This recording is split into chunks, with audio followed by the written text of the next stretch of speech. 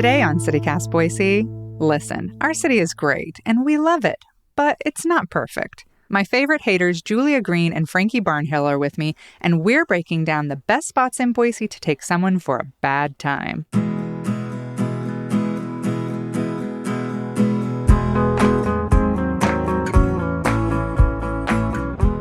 It's Tuesday, March 7th. I'm Emma Arnold, and this is what Boise is talking about.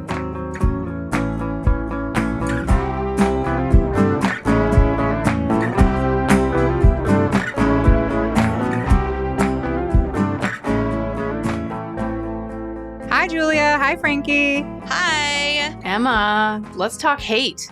Yes. Yeah. Something we don't do a ton of on here, but I'm excited to do it. There's so much to love about Boise, and we share the love on this podcast all the time, but it's not like things are perfect here, right? Like we've all had a really bad day in Boise or in the Boise area. So what would your worst day in the Treasure Valley have to include? I'll start with mine because I feel like this is perfect. It's going to be late August, early September. It's going to be 109 degrees.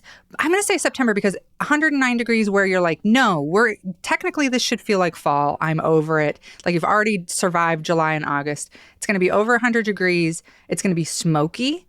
It's going to be that like early September smokiness where you can't go outside.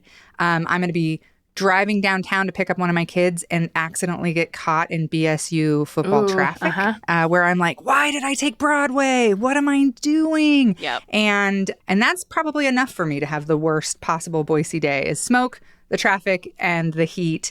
Okay, that's my worst day. Frankie, what's yours? Okay, I feel like we have themes that are very similar because mine would just have to include Eagle Road rush hour. Oof. At some point, on my worst day, and I'm there, and I'm like, why did I go this way? Why do I have to go to the village? What's bringing me to the village in the first place? And I would question all my life choices and my choices that day in particular. And then you end up at the village, which I know some people love, but it's not for me. Not for me. Not for me either. I think I'm in the same kind of theme as you guys. Honestly, the smoke. And because I'm a pale, fragile flower, summertime in Boise is really hard for me. Every time I'm like, I'm going to go do stuff. I'm going to be outside. I'm going to go camping. I'm going to go whatever it is.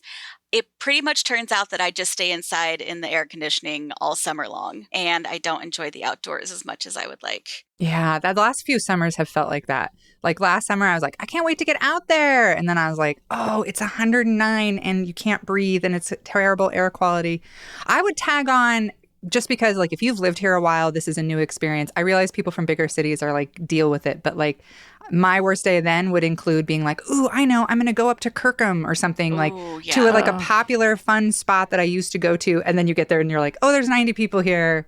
And it's unusable. Never mind. Right. Beer bottles and diapers and everything just littering it. Right. Or like trying to go to like a camping spot. You're like thinking like, okay, I'll go up into the mountains to like get away from the heat. But then it's completely packed and even like bumper to bumper traffic just like up into the mountains. So like you're trying to escape people and you've failed miserably. Yeah, pretty difficult to do these days.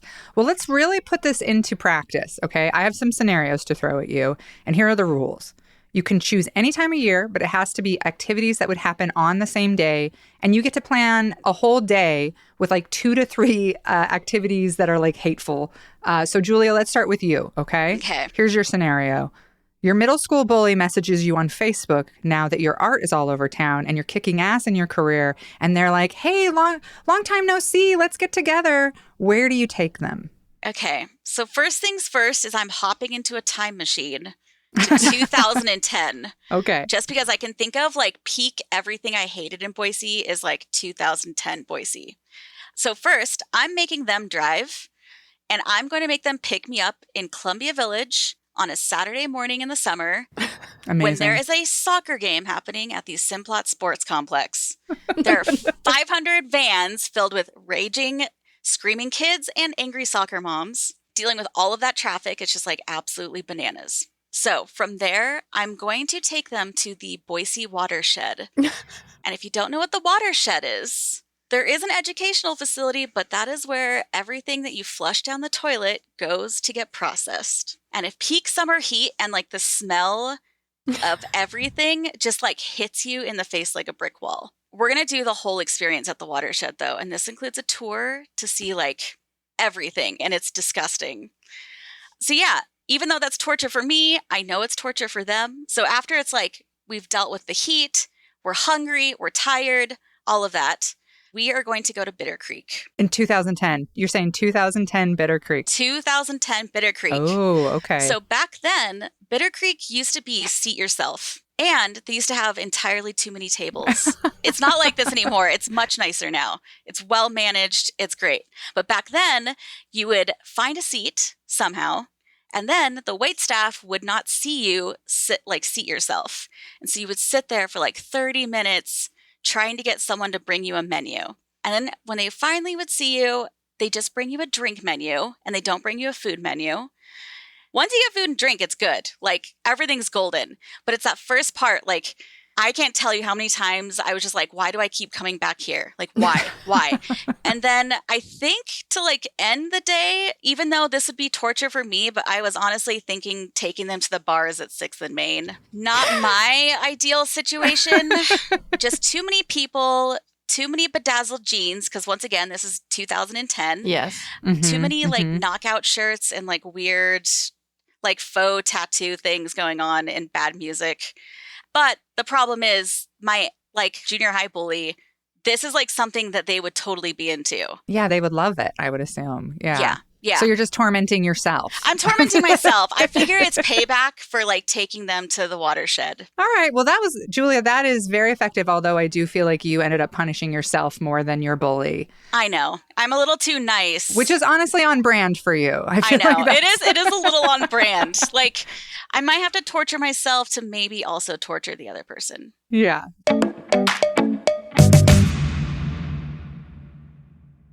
All right, Frankie, let's do you. You run into your out-of-state ex at the grocery store who's in town for a work thing. You did not end on good terms. They ask you for things to do with their coworkers while they're in town. What do you suggest? Okay, well, first off, my scenario is so much easier because I don't have to be with this person while they're experiencing a hellish day. So that is very Julia true. had a tough road, but I feel like we're all the same person. So we're all saying the same thing, which is it's a Saturday in late July, early August. It's smoky. It's 109 degrees. And then I say, oh, yeah, if you need some food, why don't you start on 8th Street? And they don't have reservations. So they're just bopping around from one place to another trying to get in line to get food, and it takes so long that they end up not getting to eat because they have reservations with a pedal pub and they need to get over. And shoot, why didn't I think of the pedal pub? That's I know. So good. That is really good. Oh. And they got to jump on a pedal pub. But first, before they do that, they need to pregame a little bit. So they're going to get whatever alcohol they can find downtown and pregame a little bit on an empty stomach, and then they're pedal pubbing around town. It's smoky, it's hot, it's sweaty.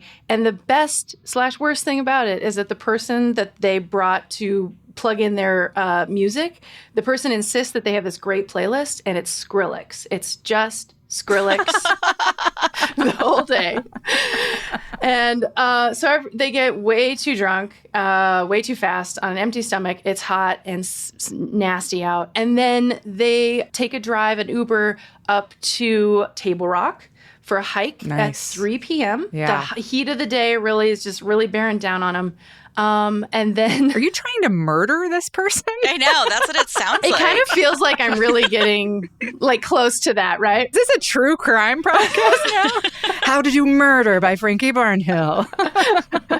Not enough food or hydration and just put them out in the elements. But honestly, that Table Rock hike, I just hate it so much. So they're going to go do that. But then they also kind of need to hurry and hustle because, hey, they do have reservations. They have reservations at the Matador at the Village. So nice. Bringing it back. They got to get on Eagle Road. That is so good. These are both so good. You thought of so many things I didn't think of, and I love it.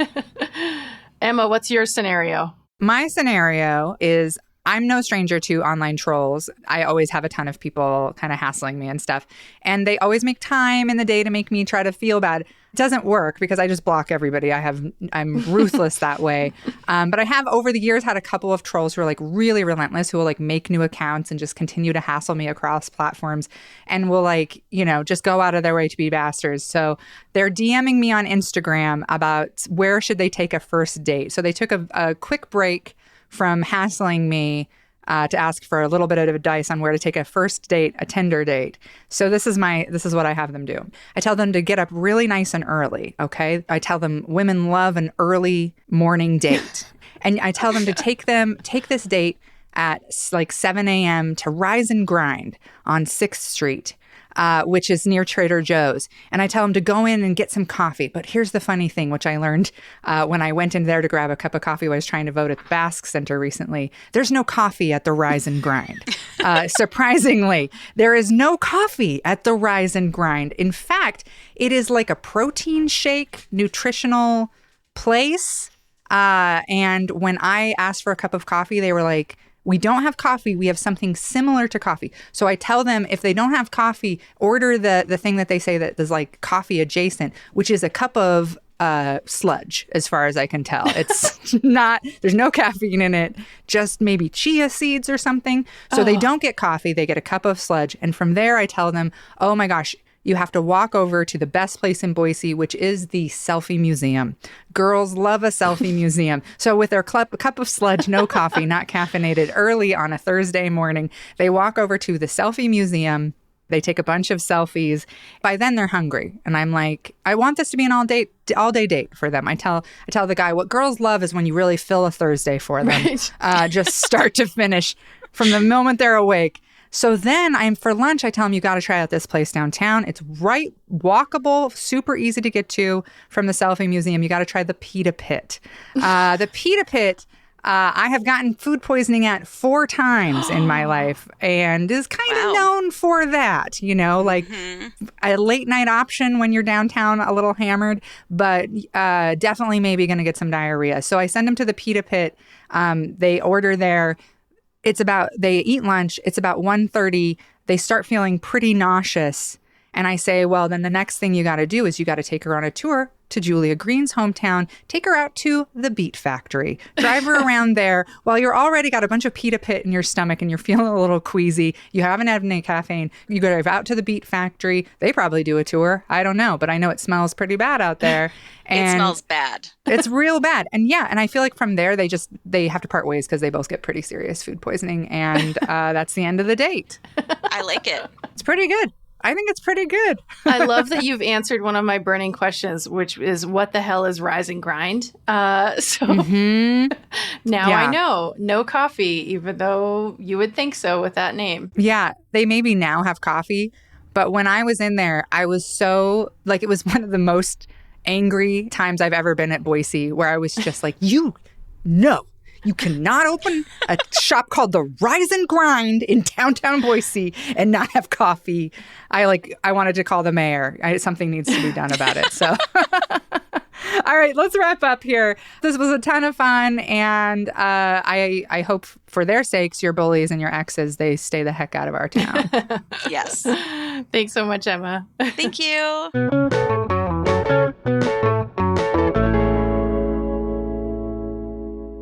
And one more thing before we sign off. Governor Phil Batt died peacefully at home over the weekend on his 96th birthday. According to Boise State Public Radio, Batt was a staunch champion for civil rights in his political career and personal life. As a young man, he resigned his membership from the Elks after his local lodge denied membership to a friend who was a Japanese American. As an Idaho state senator, he established the state's Human Rights Commission and later continued that work in his advocacy for Add the Words and Hispanic farm workers. And we'll have more information about how you can pay tribute to his legacy in our Hey Boise newsletter.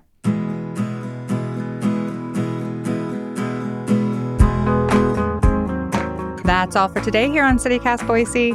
If you enjoyed the show, why not tell a friend? Leave us a review and subscribe to our Hey Boise newsletter. We'll be back tomorrow morning for a chat with Meridian Library Director Nick Grove. Bye!